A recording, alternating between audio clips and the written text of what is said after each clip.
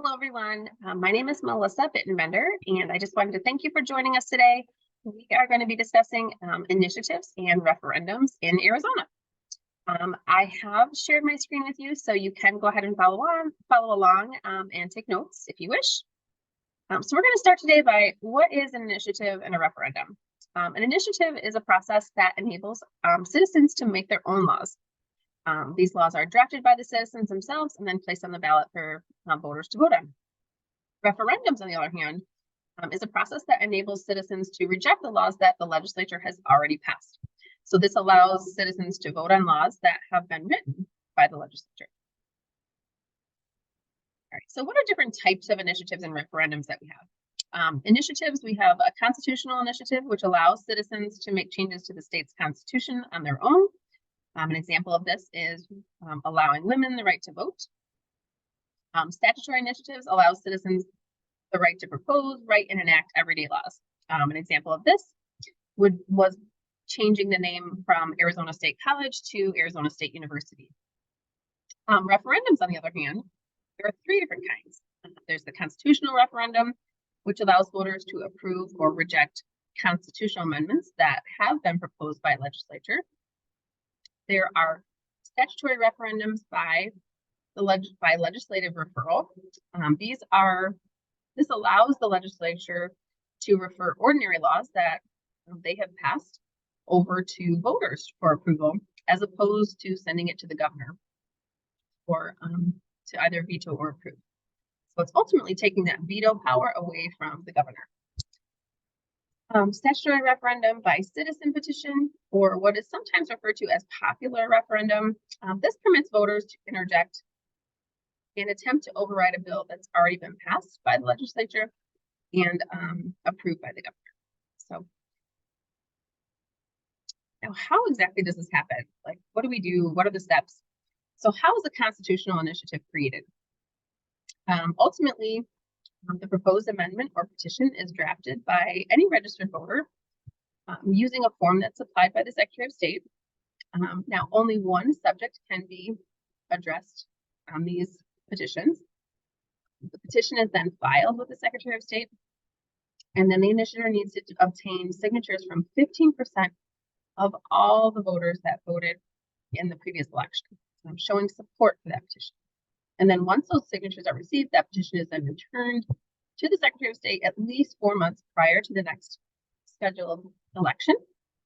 And then the Secretary of State verifies those signatures, and it is placed on the ballot at the next election for the voters to vote on. If the people vote yes, then it becomes part of the Constitution. Now, what about a statutory initiative? Again, these are the everyday ordinary laws. How are these created? So ultimately, these follow the same exact process that we just talked about. The main difference is that they, instead of 15% of signatures from the previous election, they need to obtain 10% of the number of voters from the previous election, showing support with a statutory initiative. And then again, it is then, once those signatures are received, then it is placed on the ballot for the voters to vote on. If they vote yes, the law goes into effect, and then it's enforced. Now, how is a constitutional referendum created? So here, the House and the Senate approve a proposed amendment. That approved amendment is placed on the ballot for people to vote on at the next general election. If people vote yes, the amendment becomes part of the Constitution. Pretty simple process. There's no signature requirement here. So it's pretty straightforward. Statutory referendum by legislature. Once again, the legislature passes a bill. It sends that bill to the voters to either approve or deny in the next general election, as opposed to sending it to the governor for approval.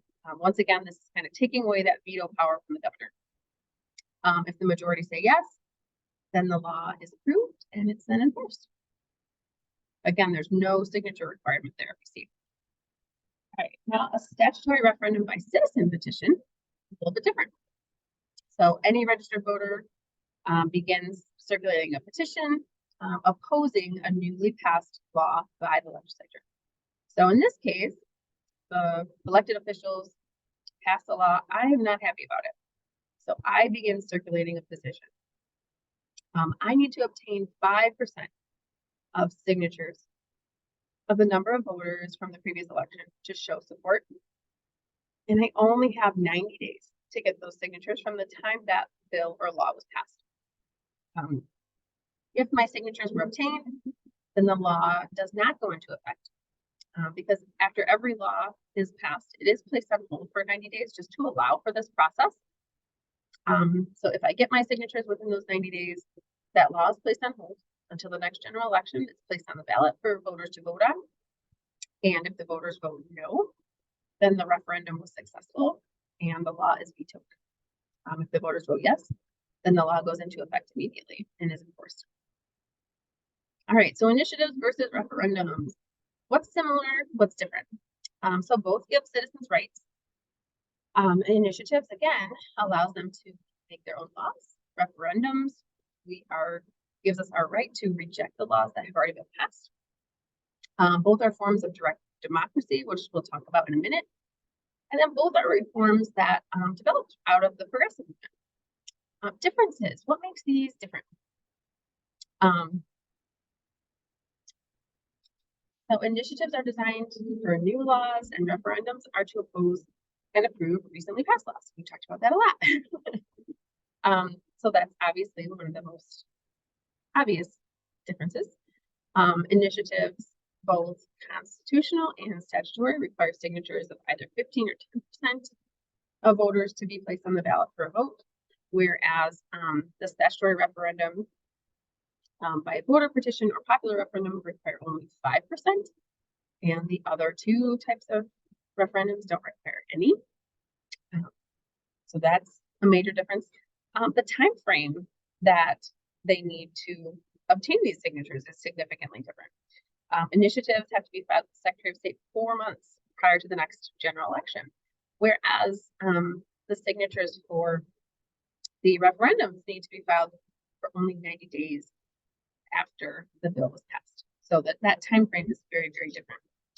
And then constitutional and statutory referendums by legislature referral are initiated by the legislature, where citizens' initiatives and statutory referendums are initiated by citizens.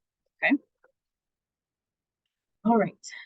So pros and cons. What are the pros of initiatives? Pros. They provide voters a voice and an opportunity to make their own laws without the elected officials being involved. It makes the elected official more responsive and attentive to the needs of their voters. It really provides a check on the activities of the legislature and an opportunity to reform the government itself.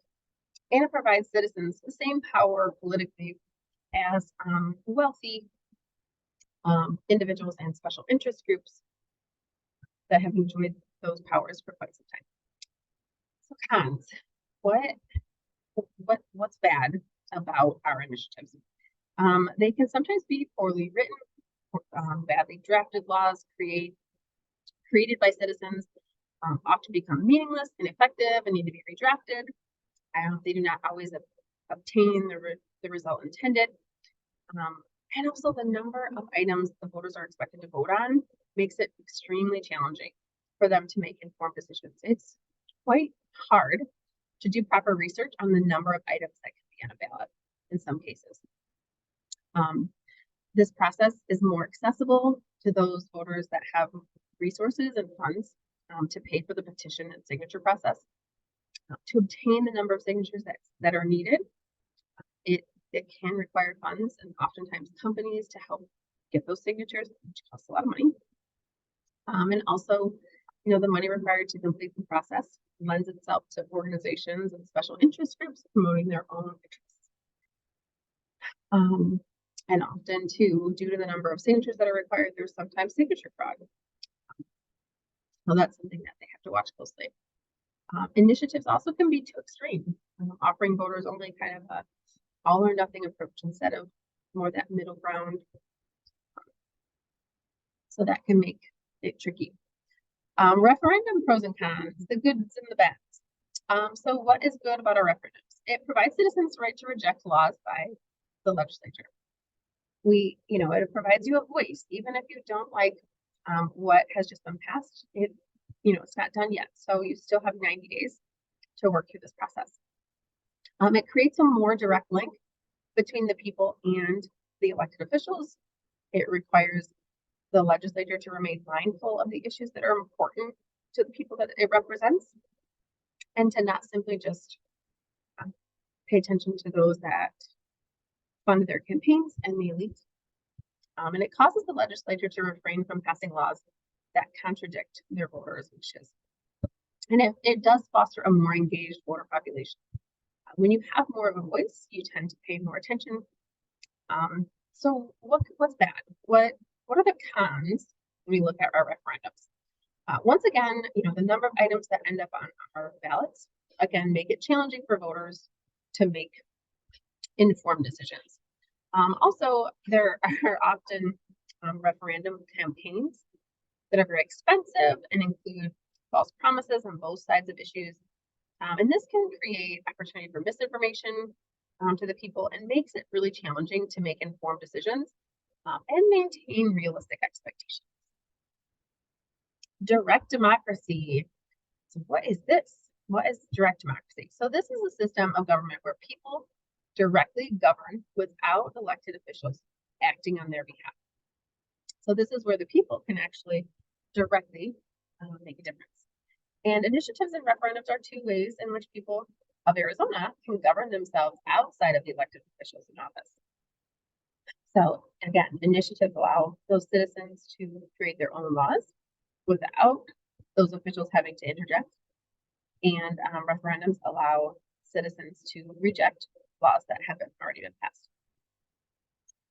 Citizens have a direct influence on government through exercising an initiative or referendum. So these are just two ways that Arizona really does exercise that direct democracy and give more power to their people.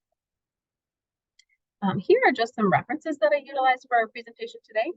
If you need more information, I have found these to be enjoyable to read, so you can make use of that. I wanted to thank you for your time and attention, and I hope you're walking away with some information on initiatives and referendums and direct democracy.